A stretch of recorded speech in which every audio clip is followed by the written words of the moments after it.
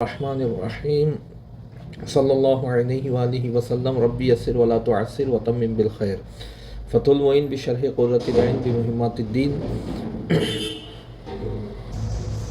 صفحہ نمبر 12 اوپر سے چوتھی لائن ہے۔ وخامسها دخول وقت لدائم حدث، اور وضو کی پانچویں شرط ہے وقت کا داخل ہونا دائم حدث کے لیے، یعنی ایسا شخص جس کا ہمیشہ حدث رہتا ہے، کسلیس و مستحاضۃ، جیسے کہ سلیس اور مستحاضہ۔ سلیس کہتے ہیں سلسلے بول کے مریض کو، جس کا پیشاب قطرہ قطرہ کر کے مسلسل ٹپکتا ہی رہتا ہے اور اس کو اتنا وقت نہیں مل پاتا کہ وہ وضو بنا کر فرض نماز پڑھ سکے، مسلسل قطرہ گرتا ہی رہتا ہے، تو وہ دائم الحدث ہے، یعنی ہمیشہ اس کا حدث رہتا ہے۔ اسی طرح مستحاضہ وہ عورت ہے جس کو حیض اور نفاس کے علاوہ پاکی کی مدت میں بیماری کا خون آتا ہے، اس کی شرمگاہ سے مسلسل بیماری کی وجہ سے خون نکلتا رہتا ہے، جس کی وجہ سے اس کو اتنا وقت نہیں ملتا کہ وہ وضو کر کے فرض نماز پڑھ سکے، تو یہ دونوں مریض دائم الحدث کے کیٹیگری میں آتے ہیں۔ دائم الحدث جو بھی ہوگا، اب ظاہر ہے کہ حدث تو ٹھہرتا نہیں ہے، مگر نماز تو فرض ہے، نماز تو پڑھنی ہے، تو اس کے لیے حکم یہ ہے کہ وہ ہر نماز سے پہلے، جب تک نماز کا وقت داخل نہیں ہوگا، وضو نہیں کرے گا، اور وضو سے پہلے وہ سب سے پہلے اپنی شرمگاہ کو دھوئے گا، پھر شرمگاہ پر نجاست کو روکنے کے لیے جو روئی رکھا ہے اس روئی کو بھی بدلے گا کیونکہ روئی بھی نجس ہو جائے گی۔ اس کے بعد روئی کو شرمگاہ پر ٹھہرانے کے لیے جو پٹی باندھے گا، جس کا بدل آج انڈر ویئر ہے، اس انڈر ویئر کو بھی وہ تبدیل کرے گا، پھر اس کے بعد وہ نماز کی طرح وضو بنائے گا، نماز کے لیے وضو بنائے گا، اور پھر جلدی سے فرض نماز پڑھے گا۔ اگر وہ دیر کرے گا نماز پڑھنے میں تو پھر دوبارہ یہ پروسیجر اس کو دہرانا پڑے گا جو بیان کیا گیا ہے، یعنی شرمگاہ دوبارہ دھونی پڑے گی اگر اس نے وضو کر کے نماز پڑھنے کے لیے لیٹ کیا تو، یا ان کاموں میں سے کسی بھی کام کے درمیان اس نے زیادہ گیپ کیا تو دوبارہ اس کو شرمگاہ دھونی پڑے گی۔ شرمگاہ کے اوپر جو روئی رکھی ہوگی وہ تو نجس ہو گئی، اس کو بدلنا پڑے گا، اس کے اوپر کی پٹی یا انڈر ویئر تک اگر نجاست پہنچی ہے تو اس کو بھی بدلنا پڑے گا، پھر دوبارہ جلدی سے وضو کرنا پڑے گا، یعنی پے در پے کا مطلب ہے اتنی دیر نہ ہو جسے عرفاً دیر کہیں، پھر اس کے بعد فوراً اس کو نماز پڑھنی ہوگی۔ اگر وقت کے شروع ہونے سے پہلے دائم الحدث یعنی سلسلے بول کا مریض یا استحاضہ والی عورت وضو کرے گی تو یہ وضو نہیں ہوگی۔ ان لوگوں کے لیے پانچویں شرط وضو کی صحت کی ہے کہ وقت داخل ہو جائے۔ آگے فرماتے ہیں وَيُشْتَرَطُ لَهُ أَيْضًا ظَنُّ دُخُولِهِ، اور نیز اس کے لیے شرط لگائی جاتی ہے وقت کے داخل ہونے کے ظن کی، یعنی وقت فی الفعل واقعی میں وقت داخل ہو اور اس کو گمان غالب بھی ہو، جس کو ظنن کہتے ہیں عربی میں، گمان غالب بھی ہو کہ وقت داخل ہو گیا۔ اگر حقیقت میں وقت داخل ہوا لیکن دائم الحدث کو ابھی گمان غالب حاصل نہیں ہوا ہے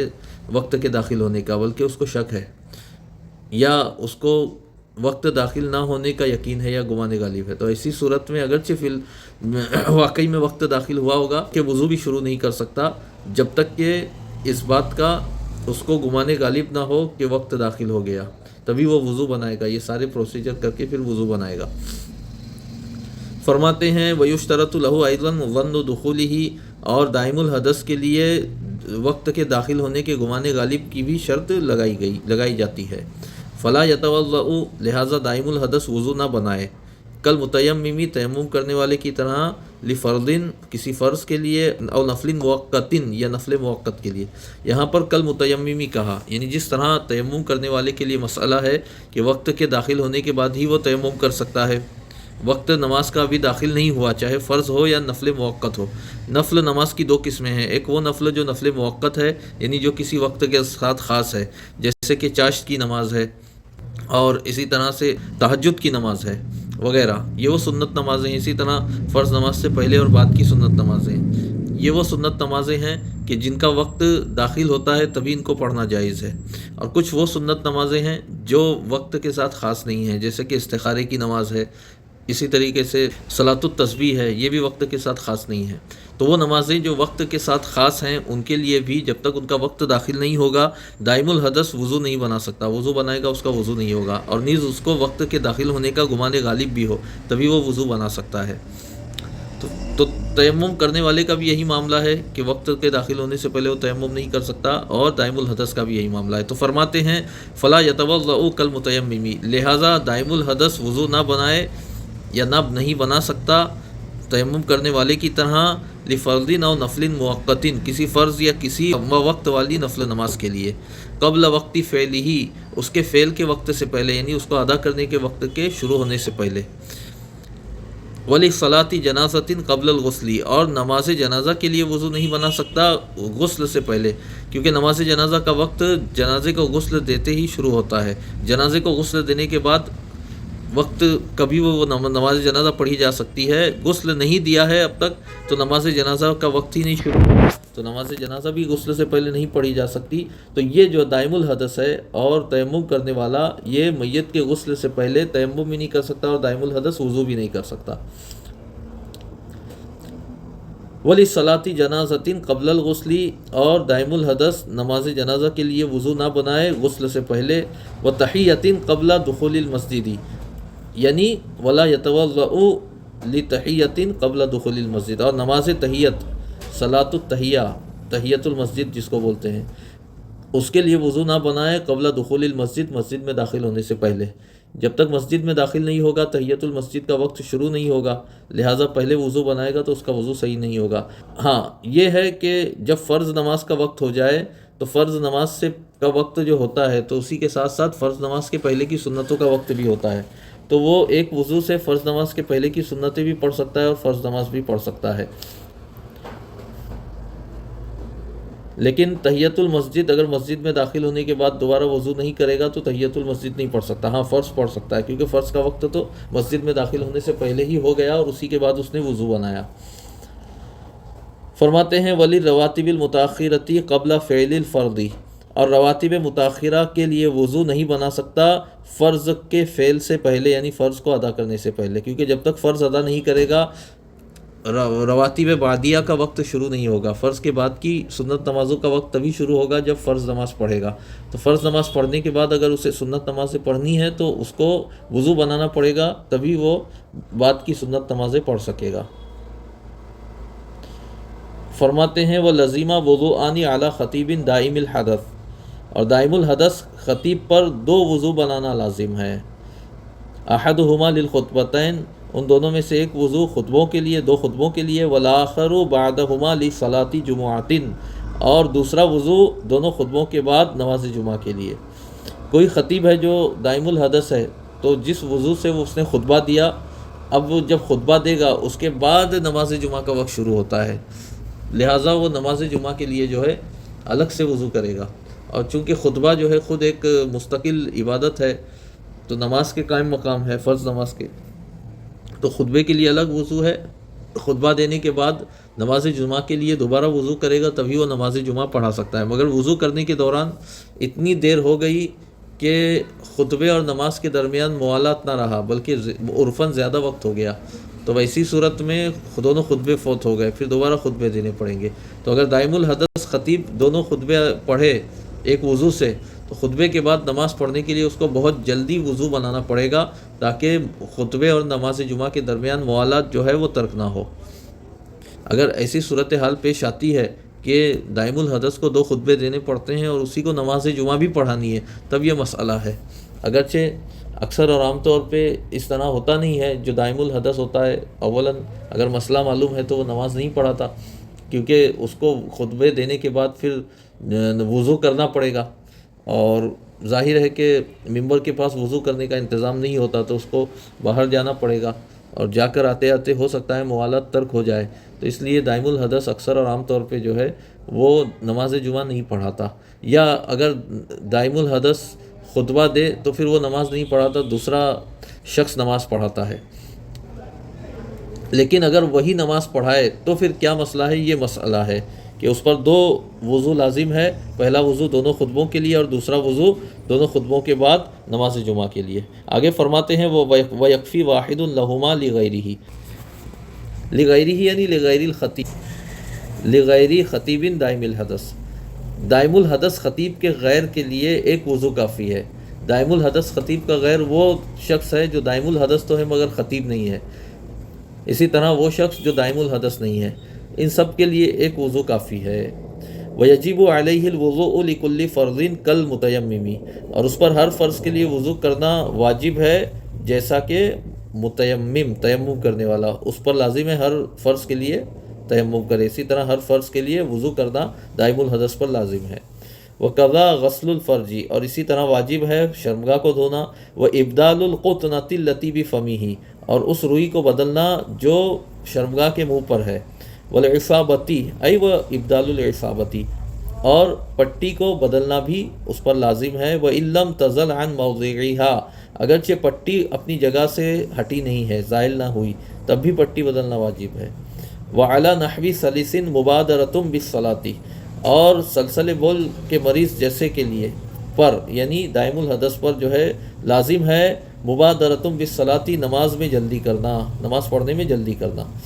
فلو اخرا لمصلحتها، لہٰذا اگر اس نے نماز ہی کی مصلحت کی وجہ سے نماز کو لیٹ کیا، مؤخر کیا، کانتظاری جماعت او جمعۃ، جیسا کہ جماعت یا جمعہ کا انتظار کرنا، اس میں دیر ہو گئی۔ وَإِنْ أُخِّرَتْ عَنْ أَوَّلِ الْوَقْتِ، اگرچہ جماعت یا جمعہ اپنے اول وقت سے لیٹ کر کے پڑھی گئی ہو، تاخیر کی، اس کی جماعت کا وقت اول وقت سے بھی زیادہ لیٹ ہو، تب بھی اگر وہ جماعت یا جمعہ کا انتظار کرے تو کیا ہے؟ فرماتے ہیں وَكَذَهَابٍ إِلَى مَسْجِدٍ، اور جیسے کہ مسجد کی طرف جانا، اس میں دیر ہو گئی، لم يضرہ، تو اسے یہ تاخیر ضرر رسا نہیں۔ یعنی دائم الحدث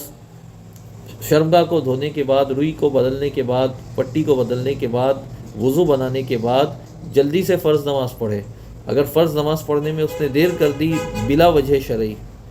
تو اب ایسی صورت میں اس کو یہ سارا پروسیجر دوبارہ کرنا پڑے گا، دوبارہ وضو بنانا پڑے گا۔ لیکن اگر نماز ہی کی مصلحت کی وجہ سے دیر ہو گئی تو معاف ہے، کوئی حرج نہیں ہے، جیسا کہ جماعت کا انتظار کرنے میں دیر ہو گئی یا جمعہ کی نماز کے انتظار میں دیر ہو گئی، اگرچہ جمعہ کی نماز اور جماعت جو ہے اول وقت کے بعد کھڑی ہونے والی ہے، تب بھی انتظار کرنے کی وجہ سے جو دیر ہوئی تو وہ ضرر رسا نہیں ہے، یعنی دوبارہ وضو کرنے کی ضرورت نہیں ہے۔ اسی طریقے سے فرماتے ہیں کہ مسجد کی طرف جانا، یعنی گھر میں وضو وغیرہ بنانا، پھر مسجد کی طرف جانا، اس جانے میں دیر ہو جائے، گھر سے مسجد دور ہے تو جانے میں تھوڑی دیر ہو گئی، تب بھی یہ معاف ہے، کیونکہ یہ ساری چیزیں نماز کی مصلحتوں میں سے ہے۔ لیکن مثال کے طور پہ اس نے کہا کہ چلو لاؤ وضو کرنے کے بعد میں کچھ صفحات قرآن مجید کی تلاوت کرتا ہوں، بعد میں فرض نماز پڑھوں گا، حالانکہ وہ فوراً نماز پڑھ سکتا تھا۔ تو اب ایسی صورت میں یہ جو تاخیر ہوئی تلاوت قرآن کے لیے یا کسی اور کام کے لیے، تو اس تاخیر کی وجہ سے اس کو دوبارہ سارا پروسیجر کرنا پڑے گا، شرمگاہ کو دھونے سے لے کر تو وضو کرنے تک۔ آگے فرماتے ہیں وَفُرُوضُهُ سِتَّةٌ، یعنی اور وضو کے فرائض 6 ہیں۔ احدها، ان کا پہلا، 6 کا پہلا ہے نیت وضوء، وضو کرنے کی نیت کرنا، یعنی یہ کہنا نویت وضوءا، نیت کی میں نے وضو کرنے کی۔ اگر وہ کہے نویت غسلا، غسل کی نیت میں کہے نویت غسلا، تو یہ کافی نہیں ہے غسل کے لیے، لیکن اگر وضو میں کہے نویت وضوءا، میں نے وضو بنانے کی نیت کی یا وضو کرنے کی نیت کی، تو یہ کافی ہے۔ کیوں؟ اس لیے کہ آدمی عادتاً بھی نہاتا ہے، لیکن وضو جو ہے وہ عادتاً نہیں کرتا، وضو جو ہے وہ عبادت کے طور پہ ہی کرتا ہے غالباً یا اکثر یا عام طور پہ، شاذ و نادر کبھی کوئی کسی کی عادت ہو اس طرح ہاتھ پاؤں دھونے کی جس طرح وضو میں دھوئے جاتے ہیں ترتیب سے، تو اس لیے وضو میں صرف نویت وضوءا کہنا کافی ہے۔ او ادائی فردی وضوء، یعنی او نیت ادائی فردی وضوء، یا وضو کے فرض کو ادا کرنے کی نیت کرنا، یعنی یہ کہنا نیت کی میں نے وضو کے فرض کو ادا کرنے کی۔ اور رفع حدث، یا رفع حدث کی نیت کرنا، یعنی یہ کہنا نیت کی میں نے حدث کو رفع کرنے کی۔ لغیر دائمی حدث، دائم الحدث کے غیر کے لیے، یعنی دائم الحدث جو ہے وہ رفع حدث کی نیت نہیں کرے گا۔ اسی طرح رفع حدث کے معنی میں ہے طہارت حاصل کرنا، کہ نیت کی میں نے وضو کرنے کی طہارت حاصل کرنے کے لیے، یا میں نے وضو سے طہارت حاصل کرنے کی نیت کی، اس طرح وہ وضو نہیں کر سکتا، کیونکہ دائم الحدث کا نہ حدث رفع ہوتا ہے نہ اس کو طہارت حاصل ہوتی ہے، بلکہ اس کے لیے جو سابق میں طریقہ بتایا گیا وضو کرنے کا، اس کے مطابق اس کے لیے نماز پڑھنا مباح ہوتا ہے بس۔ تو وہ کیا نیت کرے گا؟ نویت استباحۃ الصلاۃ، میں نے نماز کو مباح کرنے کی نیت کی، یعنی اس طرح سے ان اعمال کو مباح کرنے کی نیت کرے گا وہ، لیکن رفع حدث یا طہارت کے حصول کی نیت نہیں کرے گا۔ اسی لیے کہا لغیر دائمی حدثین، دائم الحدث کے غیر کے لیے یہ رفع حدث کی نیت ہے۔ حتیٰ فی الوضوء المجددی، یہاں تک کہ وضو پر وضو کرنے میں بھی، وضو مجدد یعنی جو وضو کو تازہ کیا جاتا ہے، وضو کیا لیکن کچھ دیر گزر گئی، کافی دیر گزر گئی، وضو تو ہے لیکن اب اس کو کوئی نئی عبادت کرنی ہے یا کچھ عمل کرنا ہے جس کے لیے جو ہے وہ دوبارہ وضو کرتا ہے، تو وضو کو تازہ کرنے میں بھی دائم الحدث پر لازم ہے کہ وہ رفع حدث کی یا طہارت کی نیت نہ کرے، بلکہ وہ نماز کو مباح کرنے کی نیت کرے۔ فرماتے ہیں یعنی نیت الطہارتی عن الحدث، یہ مراد ہے، یعنی نیت کی میں نے حدث سے طہارت حاصل کرنے کی، حدث سے پاک ہونے کی، او الطہارتی لنحو الصلاۃ، یہ سب جو ہے او الطہارتی عنہ او الطہارتی لنحو الصلاۃ، یہ سب جو ہے اس پر عطف ہے، وضو ان پر، یا حدث سے طہارت کی نیت کرنا یا نماز جیسی عبادت کے لیے طہارت حاصل کرنے کی نیت کرنا، پاک ہونے کی نیت کرنا نماز جیسی عبادت کے لیے۔ اب یہاں لنحو الصلاۃ کہا، نماز جیسی عبادت کے لیے، یہ نحو کی تشریح کر رہے ہیں مزید، مما لا یباح الا بالوضوء، یعنی ہر وہ عبادت جو مباح نہیں ہوتی مگر وضو ہی کے ذریعے، یعنی اس طرح کہے نویت الطہارۃ لاستباحۃ الصلاۃ، اس طرح نیت کرے، یا کہے نویت الطہارۃ لاستباحۃ الطواف، اس طرح کہے تو صحیح ہوگا۔ اسی طرح وہ کہہ سکتا ہے نویت الطہارۃ لمس المصحف، مصحف شریف کو چھونے کے لیے پاکی حاصل کرنے کی میں نے نیت، اس طرح سے وہ نیت کرے گا تو ہو جائے گی۔ فرماتے ہیں آگے او استباحتی مفتقرین، یہ بھی جو ہے وضو ان پہ عطف ہے، او استباحتی مفتقرین، یا کسی ایسے مفتقر کو مباح کرنے کی نیت کرنا الا وضو، جو وضو کا مفتقر ہے، او استباحتی مفتقرین الا وضو کالصلاۃ،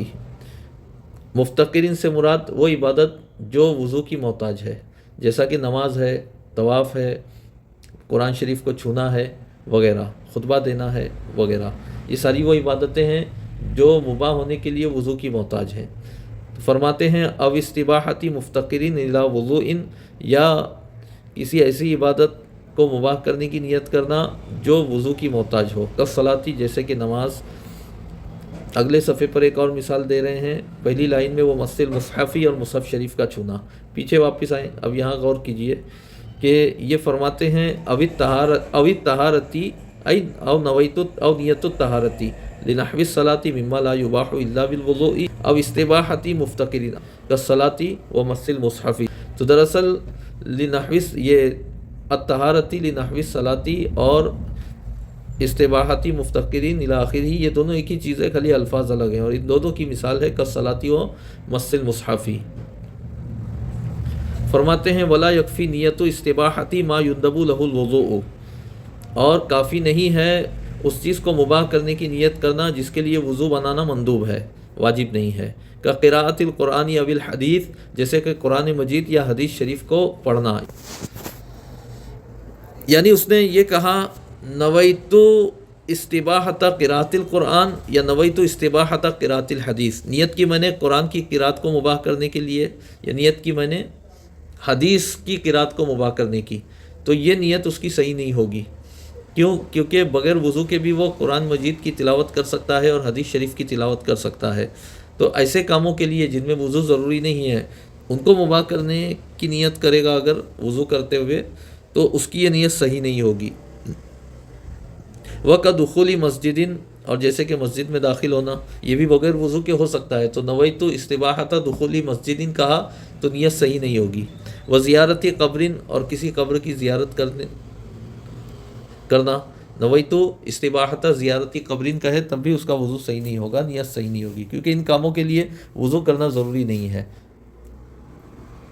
فرماتے ہیں والاصل فی وجوب النیتی، اور نیت کے واجب ہونے کی دلیل کیا ہے؟ خبر انما الاعمال بالنیات، انما الاعمال بالنیات والی حدیث ہے۔ انما الاعمال بالنیات کا مطلب ہے اعمال نیتوں ہی سے ہیں، انما جو ہے بالنیات میں حصر کا فائدہ دے رہا ہے، ای انما صحتها، یعنی اعمال کا صحیح ہونا نیتوں ہی سے ہے، لا کمالها، نہ کہ اعمال کا کمال، یعنی اعمال کا کمال نیتوں ہی سے ہے، یہ نہیں یہاں مراد ہے حدیث میں، بلکہ صحت مراد ہے۔ دیگر مذاہب میں دیگر ائمہ نے اس حدیث میں انما الاعمال بالنیات میں اعمال کی صحت نہیں بلکہ اعمال کا کمال مراد لیا، اور کہا بغیر نیت کے بھی عمل صحیح ہوتا ہے، جیسا کہ وضو اور غسل وغیرہ، جیسا کہ احناف کے نزدیک وضو اور غسل میں نیت ضروری نہیں ہے، مگر شوافع کے نزدیک یہاں انما الاعمال سے مراد انما صحت الاعمال ہے، لا کمالها، نہ کہ اعمال کا کمال مراد ہے۔ وصلی اللہ علیہ وآلہ وصحبہ وبارک وسلم۔